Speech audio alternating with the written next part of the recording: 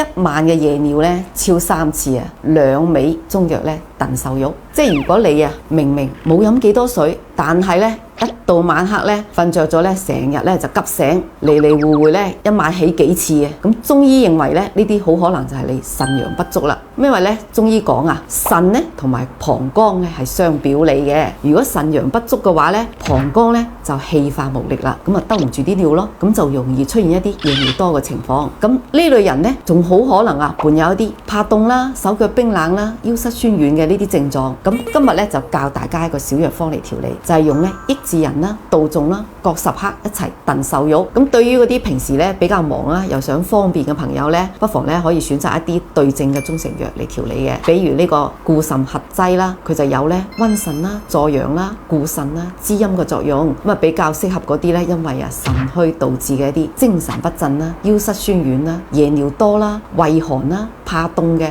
朋友，大家咧記低未咧？